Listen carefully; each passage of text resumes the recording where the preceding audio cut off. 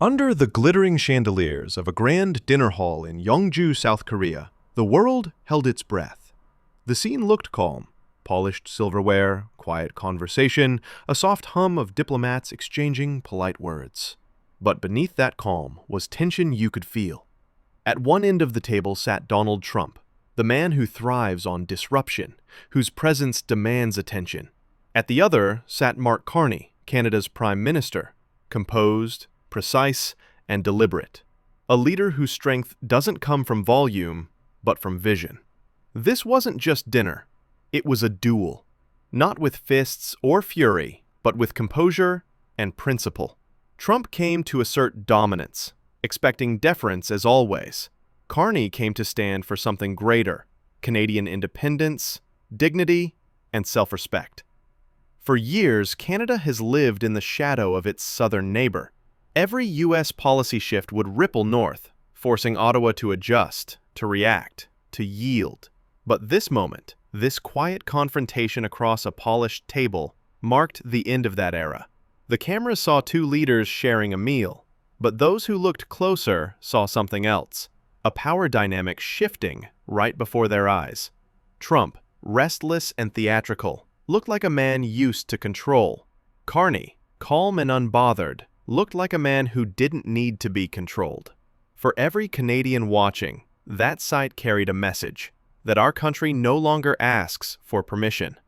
Because sometimes strength isn't about how loud you can speak, it's about how firmly you can stand. And that night in South Korea, Mark Carney didn't just represent Canada, he redefined it. This is Northern Pulse, where we uncover the moments that quietly changed the world. The dinner in Yeongju wasn't supposed to be historic. It was meant to be just another diplomatic gathering. Small talk, handshakes, and predictable speeches. But the moment Mark Carney and Donald Trump sat across from each other, the atmosphere shifted. You could feel it. A silent storm beneath the polished calm. Trump leaned forward, his gestures wide, his tone demanding. Carney sat back, composed, his words deliberate, his presence unshakable. It wasn't noise that defined this moment. It was control. Trump's style has always been to dominate a room, to break silence before anyone else can think. But Carney didn't compete for attention. He owned it through restraint. Every glance, every pause, every word was measured. For the first time, Trump met a leader who didn't play his game. To the diplomats watching, it was clear. This wasn't just diplomacy. It was philosophy versus power, arrogance versus intellect. And for Canada, this was the moment its leader stopped reacting to America and started setting the tone. Because in that quiet tension, one truth became undeniable. The loudest man in the room no longer controlled it. As the dinner continued, something unexpected happened. The usual balance of power began to reverse. Trump, who normally commanded every setting with his presence, suddenly seemed uneasy. His interruptions grew shorter, his tone sharper, almost defensive. Across the table, Mark Carney's calm didn't waver for a second. Every response was quiet, but sharp enough to slice through the noise. For decades, the U.S. has shaped the rhythm of Canadian politics and trade. But that night, Carney changed the rhythm entirely. He didn't seek validation from Washington. He set his own tempo, one rooted in confidence, intellect, and control. The contrast was striking. One man built his image on chaos, the other on clarity. Observers noticed it too.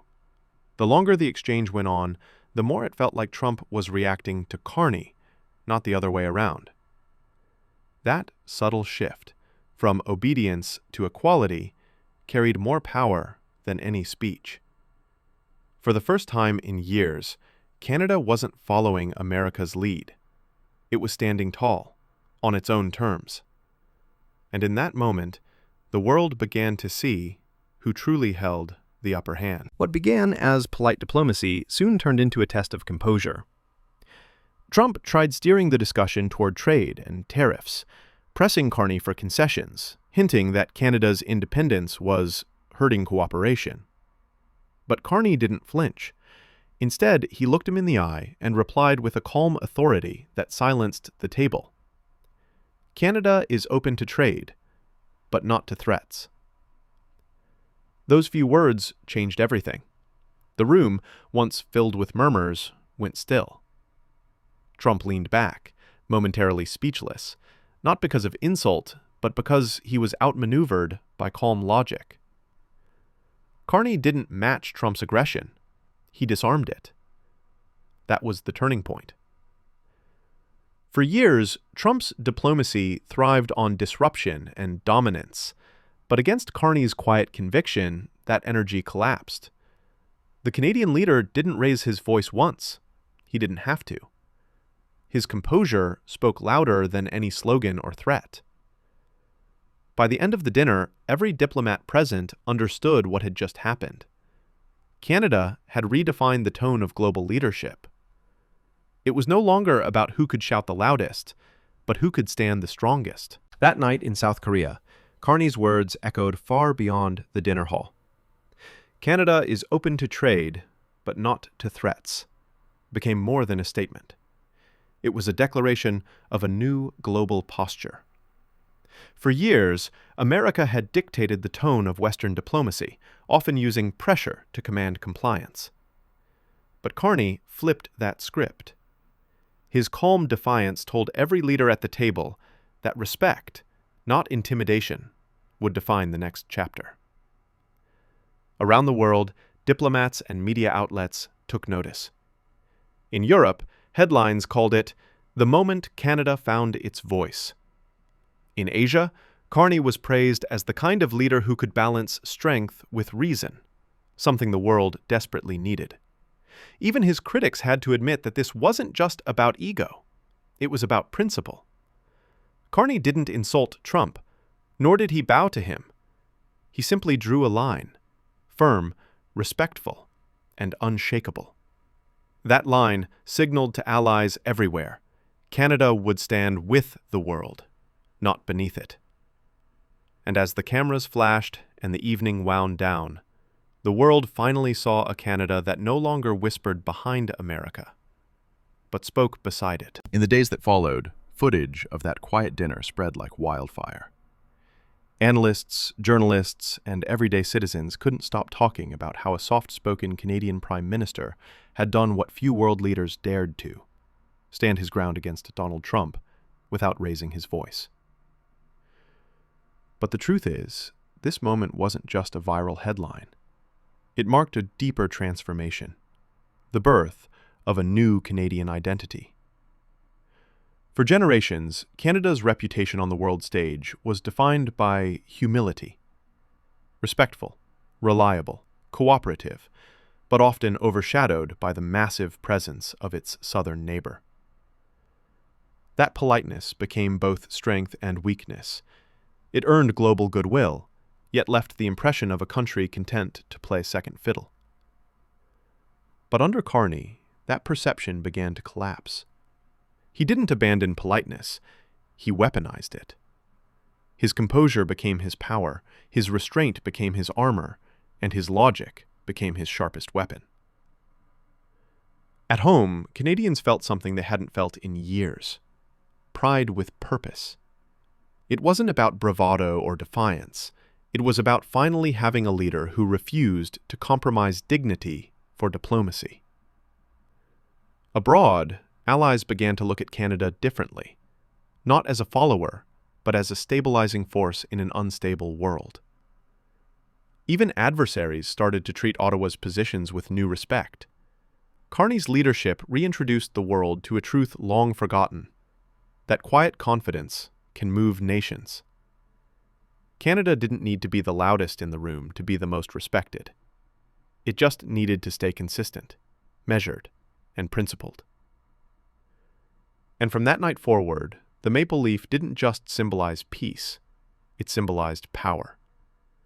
Because in a world where chaos dominates headlines, Canada's calm became the loudest voice of all. Trump built his entire political persona on dominance, on being the loudest voice in every room, the disruptor who commanded attention through chaos. But that night in South Korea proved that the era of loud politics was starting to crumble. Carney didn't win with volume.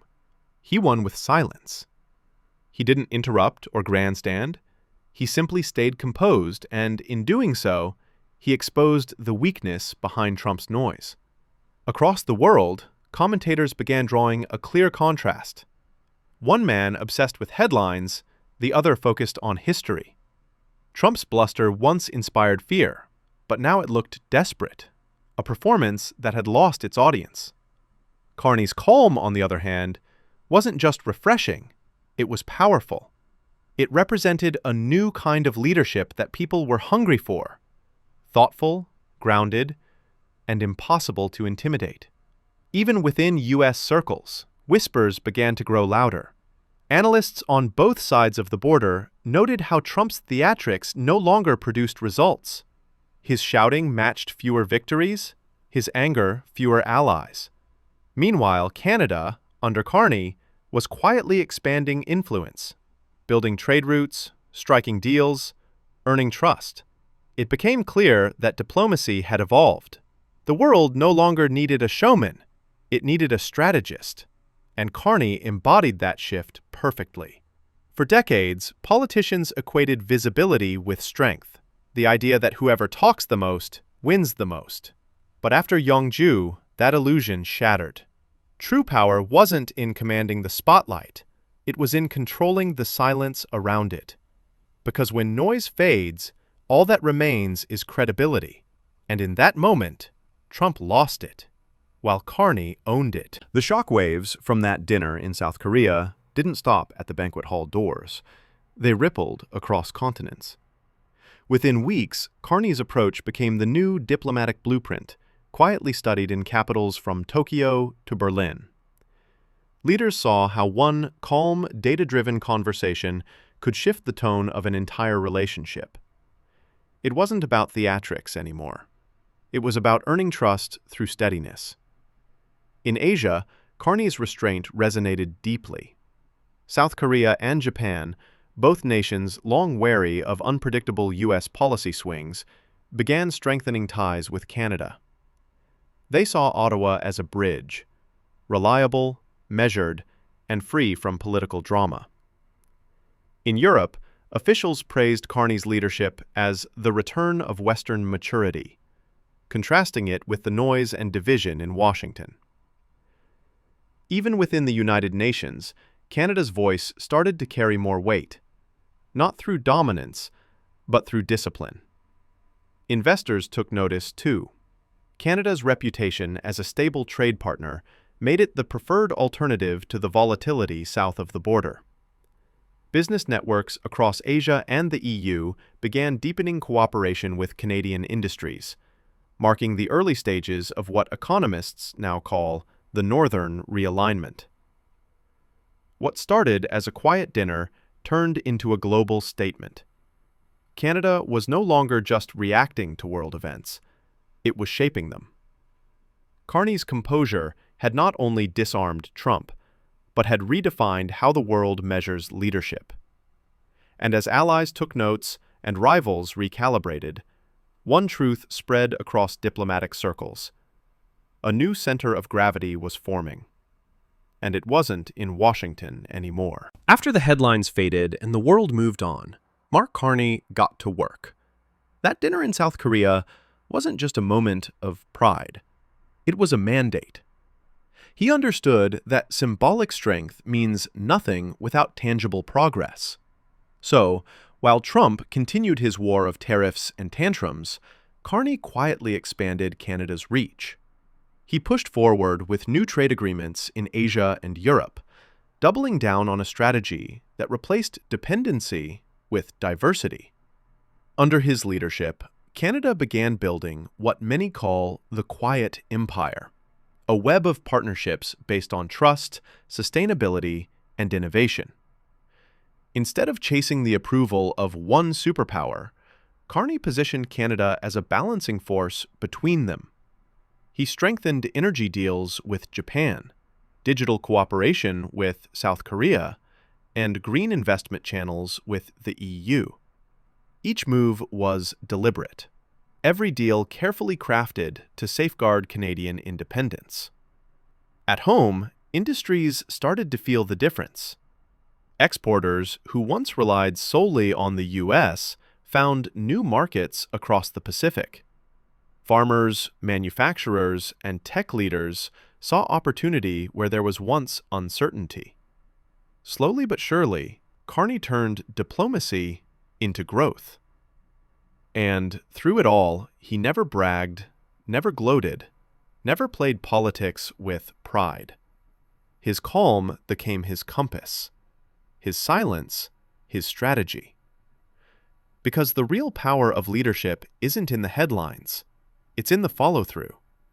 And as Carney proved, when the shouting stops, the building begins. That's when the world realized Canada wasn't just surviving, it was leading. Quietly, confidently, permanently. As the lights dimmed in that grand hall in South Korea, few realized they had just witnessed the start of a geopolitical shift.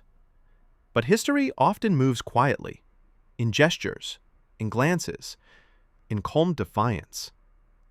That night, Mark Carney didn't just represent Canada, he embodied a new definition of leadership.